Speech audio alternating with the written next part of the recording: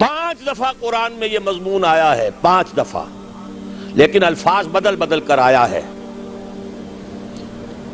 5 جگہ یہ بات واضح ہوتی ہے کہ تمام نوع انسانی کے لیے بھیجے گئے،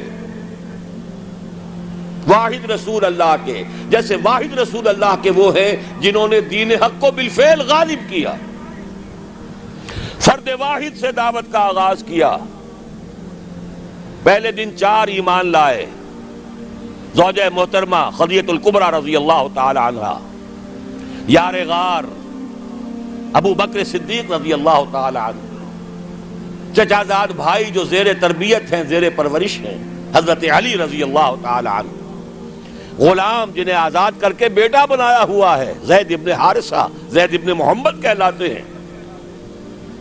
1 جمع 4 5 ہوئے، 10 برس میں بمشکل 125 ہوئے، لیکن اس کے بعد وہی جو گلیوں کی تبلیغ کر رہا تھا، جو گھر گھر پر جا کر دستک دے رہا تھا دعوت و تبلیغ کے لیے، وہی پھر بدر اور حنین میں فوجوں کی سپہ سالاری کا ذمہ دار بھی ہے، اور وہی جو سن 8 ہجری میں 10 رمضان المبارک کو فاتح کی حیثیت سے مکے میں داخل ہوا ہے، اور اگلے 2 سالوں کے اندر اندر پورے جزیرہ نما عرب پر اللہ کا دین غالب ہو گیا۔ جاء الحق وزهق الباطل ان الباطل كان زهوقا اذا جاء نصر الله والفتح ورأيت الناس يدخلون في دين الله افواجا۔ اللہ کا دین کا غلبہ یہ ہے، اس کی کوئی اور مثال نہیں ہے سوائے محمد الرسول اللہ کے۔ نہ حضرت ابراہیم کی زندگی میں، نہ حضرت عیسیٰ کی زندگی میں، نہ حضرت موسیٰ کی زندگی میں، نہ حضرت نوح کی زندگی میں۔ اولو العزم من الرسل تو یہی شمار ہوتے ہیں، زیادہ سے زیادہ 2 اور شریک کر لیجئے، حضرت ہود اور حضرت صالح۔ اولو العزم من الرسل تو حقیقت میں 5 ہی ہیں، نوح پہلے، محمد آخری صلی اللہ علیہ وسلم، درمیان میں ابراہیم، موسیٰ، عیسیٰ۔ یہی وجہ دیکھیے سورہ شورا کی آیت میں پہلے حضور، حضرت نوح، پھر حضور، اور پھر درمیان کے 3۔ شرع لکم من الدین ما وصی بہ نوحا اول والذی اوحینا الیک محمد رسول اللہ آخرا وما وصینا بہ ابراہیم و موسیٰ و عیسیٰ، 3 درمیان میں ہے، 5 اولو العزم من الرسل۔ کیا کسی کے ہاتھوں، کسی اور کے ہاتھوں محمد الرسول اللہ صلی اللہ علیہ وسلم کی طرح دین کے غلبے کا فی الواقع دنیا میں ظہور ہوا؟ اسی طرح نوٹ کیجئے، کوئی رسول نہیں جو پوری نوع انسانی کے لیے بھیجا گیا ہو۔ میں یہاں 5 اسلوب بیان نہیں کر سکتا، لیکن ایک آیت تو شاید سب کو یاد ہوگی، وَمَا أَرْسَلْنَاكَ إِلَّا كَافَّةً لِلنَّاسِ بَشِيرًا وَنَذِيرًا۔ اے نبی، ہم نے نہیں بھیجا ہے آپ کو مگر تمام انسانوں کے لیے بشیر اور نذیر بنا کر۔ وَمَا أَرْسَلْنَاكَ إِلَّا رَحْمَةً لِلْعَالَمِينَ قُلْ يَا أَيُّهَا النَّاسُ إِنِّي رَسُولُ اللَّهِ إِلَيْكُمْ جَمِيعًا۔ 5 اسلوب ہیں، لیکن سب سے نمایاں، سب سے واضح، وَمَا أَرْسَلْنَاكَ إِلَّا كَافَّةً لِلنَّاسِ بَشِيرًا وَنَذِيرًا۔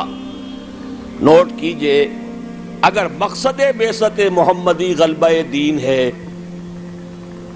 اور بھیجا گیا محمد کو پورے عالم انسانیت کے لیے، ان دونوں کا منطقی نتیجہ کیا نکلے گا؟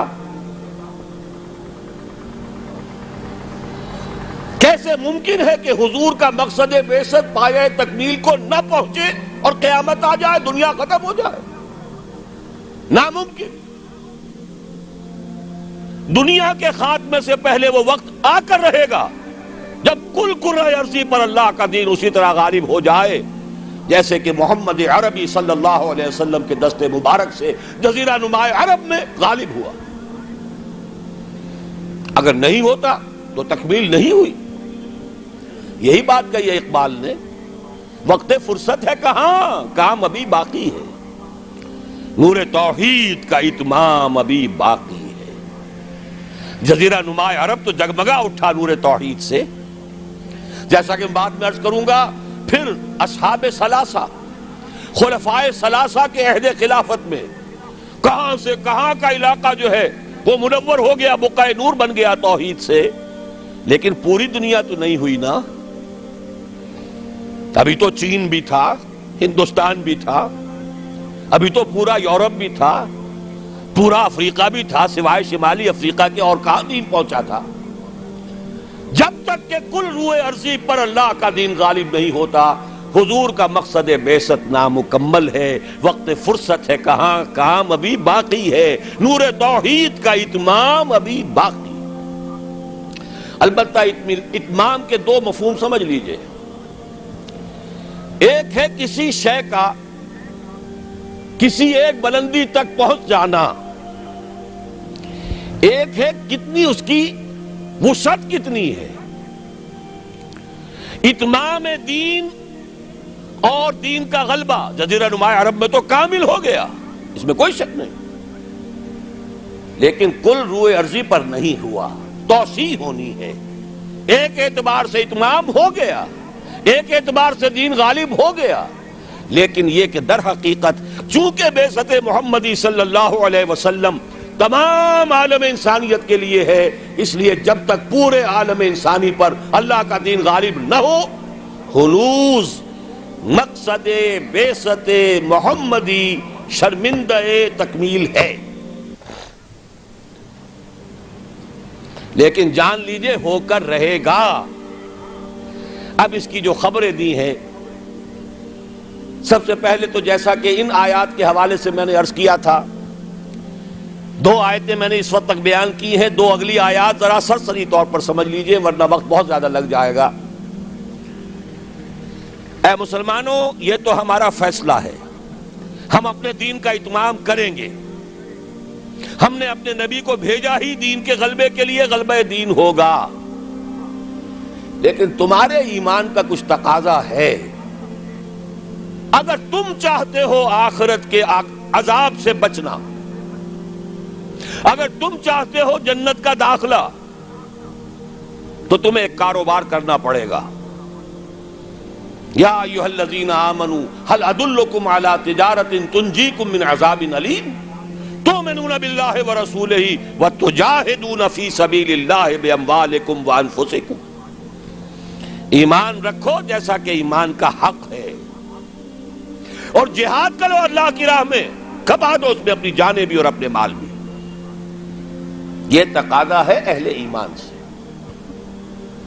مشیت ازدی ہے، بعثت مقصد محمدی اپنی جگہ ہے صلی اللہ علیہ وسلم، لیکن جانیں کھپائیں صحابہ نے، سختیاں جھیلی صحابہ نے، قربانیاں دی حضور نے بھی اور صحابہ نے بھی۔ محمد الرسول اللہ والذین معہ، یہ الفاظ کہاں آئے ہیں؟ سورہ فتح کی اس آیت کے بعد، هو الذی ارسل رسولہ بالہدی ودین الحق لیظہرہ علی الدین کلہ وکفی باللہ شہیدا محمد الرسول اللہ والذین معہ اشداء علی الکفار رحماء بینہم الی آخر الآیہ۔ البتہ اس کے بعد فرمایا مسلمانوں، چونکہ یہ سورت نازل ہوئی ہے غزوہ احزاب کے بعد، سورہ صف، مسلمانوں ہم نے تمہیں ٹھوک بجا کر دیکھ لیا، تم نے ایمان اور جہاد کے تقاضے پورے کر دیے، تم نے اپنے ایمان کی صداقت کا وافر ثبوت فراہم کر دیا، لہذا آپ خوشخبری سنو۔ یہ خوشخبری کب دی جا رہی ہے؟ جبکہ محمد الرسول اللہ کو 18 برس ہو چکے ہیں کام کرتے ہیں، جبکہ صحابہ پر سختی اپنے عروج کو پہنچ چکی ہے غزوہ احزاب میں۔ فرمایا اگر تم اس راستے پر گامزن رہو گے تو اخروی وعدے بھی ہیں، مغفرت بھی ہے، نجات بھی ہے، جنتیں بھی ہیں، بڑے اعلیٰ گھر بھی ہیں، وَأُخْرَىٰ تُحِبُّونَهَا نَصْرٌ مِّنَ اللَّهِ وَفَتْحٌ قَرِیب۔ اور ایک اور بات سن لو جو تمہیں بہت پسند ہوگی، اللہ کی مدد آیا چاہتی ہے اور فتح جو ہے تمہاری قدم بوسی کرنا چاہتی ہے۔ یہی وجہ ہے کہ غزوہ احزاب کے بعد حضور نے فرما دیا تھا صلی اللہ علیہ وسلم، لَن يَغْزُوكُمْ قُرَيْشٌ بَعْدَ عَامِكُمْ هَٰذَا، وَلَكِنَّكُمْ تَغْزُونَهُمْ. مسلمانوں، قریش میں اب جان نہیں ہے، وہ دوبارہ کبھی تم پر چڑھائی کر کے نہیں آ سکیں گے. بس ختم. یہ آخری مرحلہ تھا. جیسے حضور کے اوپر جو شدائد اور جو سختیاں تھیں، اس کا کلائمیکس یوم طائف ہے، اسی طرح صحابہ کرام پر من حیث الجماعت امتحان کے بعد امتحان، امتحان کے بعد امتحان. وَلَنَبْلُوَنَّكُمْ بِشَيْءٍ مِّنَ الْخَوْفِ وَالْجُوعِ وَنَقْصٍ مِّنَ الْأَمْوَالِ وَالْأَنفُسِ وَالثَّمَرَاتِ. لیکن یہ فینومینا پہنچ چکے اپنے نقطہ عروج کو غزوہ احزاب میں. کئی دن کے فاقے بھوک کا یہ عالم، 12,000 کا لشکر، چھوٹی سی بستی، جیسے صحرا میں چراغ روشن ہو اور آندھیاں آ رہی ہوں بجھانے کے لیے. امتحان انتہائی شدید. ثابت قدم ہے محمد الرسول اللہ والذین معہ اخری تحبونها نصر من اللہ وفتح قریب وبشر المؤمنین. اے نبی، اہل ایمان کو بشارت دے دیجئے، تمہاری سختیوں کا دور اب ختم ہوگا، اب فتح تمہارے قدم چومے گی. یہی بشر المؤمنین پر عمل کر کے حضور نے فرمایا لن تغزوکم قریش بعد عامکم ھذا. مسلمانوں، اب قریش تم پر چڑھائی کر کے نہیں آ سکتے. وَلَكِنَّكُمْ تَغْزُونَهُمْ، بلکہ اب تمہاری طرف سے انیشیٹو ہوگا، اب تم چڑھائی کرو گے. اب یہی مضمون ہے جو سورہ نور کی اس آیت میں ہے. قاری صاحب سے بھی آپ نے سن لی، چونکہ سورہ نور بھی غزوہ احزاب کے بعد نازل ہوئی ہے.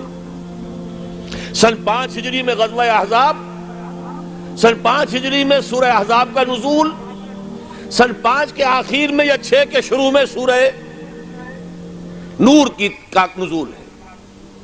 وعد اللہ الذین آمنوا منکم وعملوا الصالحات. یہ وہی جو ایک آیت چھوٹی آئی ہے سورہ صف میں، اسی کی وضاحت ہے. وَأُخْرَىٰ تُحِبُّونَهَا نَصْرٌ مِّنَ اللَّهِ وَفَتْحٌ قَرِيبٌ. اسی کی وضاحت ہو رہی ہے. ایک بات کو 3 اسلوبوں میں بیان کیا جا رہا ہے، دل جوئی کے لیے، تشفی کے لیے، اطمینان دلانے کے لیے. وعد اللہ الذین آمنوا منکم وعملوا الصالحات. اللہ کا وعدہ ہے پختہ مسلمانوں، تم میں سے جنہوں نے ایمان اور عمل صالح کا حق ادا کر دیا. اور یہیں سے یہ بات سمجھ لیجئے کہ عمل صالح کا سب سے بڑا اطلاق جہاد فی سبیل اللہ پر ہے، نوافل پر نہیں ہے. سورہ صف میں کیا فرمایا؟ اگر چاہتے ہو جہنم سے چھٹکارا تؤمنون باللہ ورسولہ وتجاہدون فی سبیل اللہ باموالکم وانفسکم. اسی کی وضاحت کر رہی ہے یہ آیت نمبر 55 سورہ نور کی.